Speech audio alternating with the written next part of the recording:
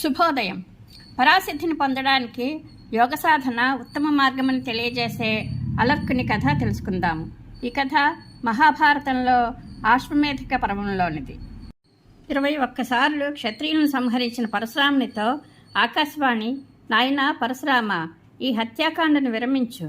పాపం, మాటిమాటికి ఈ క్షత్రియుల ప్రాణాలను తీయడం వలన నీకు ఏమీ లాభం అన్నది.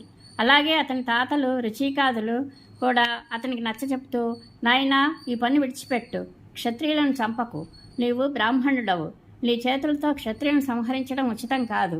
ఈ విషయంలో మేము నీకు ఒక ప్రాచీన ఇతిహాసం చెప్తాము, దానిని విని తదనుకూలంగా నడుచుకో.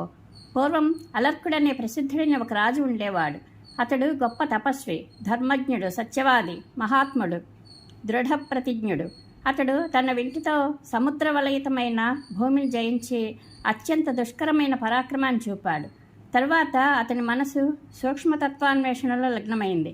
ఇక అతడు ఘనకార్యాలు మానివేసి ఒక చెట్టు కింద కూర్చుని సూక్ష్మతత్వాన్వేషణ సాగిస్తూ ఈ రీతిగా ఆలోచించుకోసాగాడు. అలర్కుడు, నాకు మనసుతోనే బలం కలిగింది, అందుకని అదే అన్నిటికంటే ప్రబలమైనది. మనసు మీద విజయం సాధిస్తేనే నాకు స్థిరమైన విజయం లభిస్తుంది. నన్ను ఇంద్రియాలనే శత్రువులు చుట్టుముట్టి ఉన్నాయి. కాబట్టి బాహ్య శత్రువుల మీద దాడి చేయక ఈ శత్రువులనే నా బాణాలను గురిచేస్తాను. చంచలమైనది కావడం వలన ఈ మనసు మనుష్యులందరి చేత రకరకాల పనులు చేయిస్తోంది. కాబట్టి ఇప్పుడు నేను మనసు మీదనే వాడి బాణాలు ప్రయోగిస్తాను అని అనుకున్నాడు. అప్పుడు మనస్సు, అలర్క, నీ ఈ బాణాలు నన్నేమీ చేయలేవు. నీవు వీటిని ప్రయోగిస్తే ఇవి నీ మర్మస్థానాలనే చీల్చుతాయి. ఆ దశలోనే నీవే చనిపోతావు. కాబట్టి వేరొక బాణం గురించి ఆలోచించు, దానితో నన్ను చంపగలవేమో అన్నది. అది విని అలర్కుడు కొద్దిసేపు ఆలోచనలో పడ్డాడు. తర్వాత అతడు నాసికను ఉద్దేశించి, నా ఈ ముక్కు రకరకాల సుగంధాలను అనుభవించి కూడా మళ్ళీ వాటినే కోరుతోంది, కనుక దీనినే వాడి బాణాలతో కొడతాను అన్నాడు. అప్పుడు నాసిక, అలర్క, ఈ బాణాలు నన్నేమీ చేయలేవు. వీటితో నీ మర్మస్థానమే విదీర్ణమవుతుంది, నీవే చనిపోతావు. కాబట్టి నన్ను చంపడానికి వేరొక రీతి బాణాలు నిర్ణయించు అని అన్నది. అలర్కుడు కొద్దిసేపు ఆలోచించాక నాలుకను ఉద్దేశించి, ఈ నాలుక రుచికరమైన రసాలను అనుభవించి కూడా తిరిగి వాటినే పొందాలనుకుంటోంది, కనుక ఇప్పుడు దీని మీదే నా వాడి బాణాలను ప్రయోగిస్తాను అని అన్నాడు. అప్పుడు జిహ్వ, అలర్క, ఈ బాణాలు నన్ను ఛేదించలేవు. అవి నీ మర్మస్థానాలనే గాయపరిచి నిన్నే చంపుతాయి. కాబట్టి వేరొక రకమైన బాణాల ఏర్పాటును గురించి ఆలోచించు, వాటి సహాయంతో నన్ను చంపగలవేమో అని అన్నది. అది విని అలర్కుడు కొంతసేపు ఆలోచిస్తూ ఉండిపోయాడు. ఆపై చర్మం మీద కోపం వచ్చి, ఈ చర్మం రకరకాల స్పర్శలను అనుభవించి కూడా తిరిగి వాటినే అభిలషిస్తోంది. కాబట్టి రకరకాల బాణాలతో కొట్టి దీనిని విదీర్ణం చేస్తాను అని అన్నాడు. చర్మం, అలర్క, ఈ బాణాలు నన్ను గురిచేయలేవు. అవి నీ మర్మస్థానాలను విదీర్ణం చేస్తాయి. అలా విదీర్ణమైతే నీవే మృత్యుముఖంలో పడతావు. నన్ను చంపడానికి వేరొక రీతి బాణాలను ఏర్పాటు చేయడం గురించి ఆలోచించు అని అన్నది. చర్మం యొక్క మాటలు విని అలర్కుడు కొద్దిసేపు ఆలోచించాడు. ఆపై కన్నులను ఉద్దేశించి మాట్లాడుతూ, ఈ కన్నులు కూడా ఎన్నో మార్లు అతి సుందరమైన రూపాలు చూసి కూడా మళ్ళీ వాటినే చూడాలనుకుంటున్నాయి. కాబట్టి వీటిని కూడా నా వాడి బాణాలకు గురిచేస్తాను అన్నాడు. అప్పుడు కన్నులు, అలక్క, ఈ బాణాలు నన్ను ఛేదించలేవు.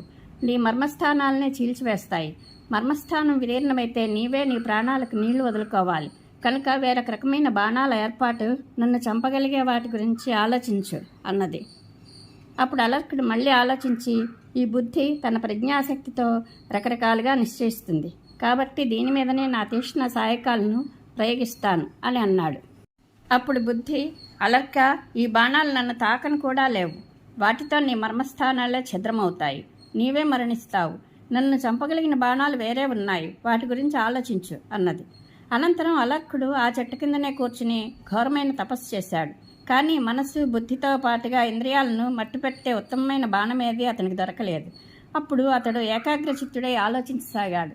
చాలా రోజులు నిరంతరం ఆలోచించిన తరువాత అతనికి యోగాన్ని మించిన వేరేది మేలు చేకూర్చే సాధనం కనిపించలేదు.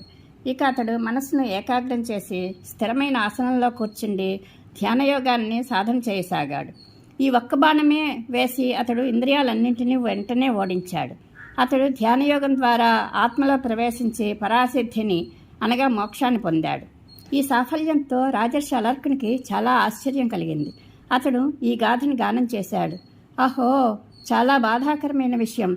నేను ఇంతవరకు బాహ్యకర్మల్లోనే మునిగి ఉన్నాను. భోగతృష్ణకు బద్ధుడనై రాజ్యాన్ని ఉపాసిస్తూ ఉన్నాను. ధ్యానయోగాన్ని మించి ఉత్తమ సుఖసాధనం మరొకటి లేదు. ఈ విషయం నాకు చాలా ఆలస్యంగా తెలిసింది అని అనుకున్నాడు. అని ఈ విధంగా అలర్కుని కథ చెప్పి పితామహులు, నాయనా పరశురామ, ఈ విషయాలన్నీ బాగా అర్థం చేసుకొని నీవు క్షత్రియులను నాశనం చేయకు, ఘోరమైన తపస్సు చేయి, దానివల్లనే నీకు మేలు కలుగుతుంది అన్నారు. తన పితామహులు ఈ రీతిగా చెప్పగానే మహాసౌభాగ్యశాలి జమదగ్ని నందనుడు అయిన పరశురాముడు ఘోర తపస్సు చేశాడు. దాంతో అతనికి పరమ దుర్లభమైన సిద్ధి కలిగింది. పరమేశ్వరానుగ్రహ ప్రాప్తిరస్తు. శుభం భూయాత్.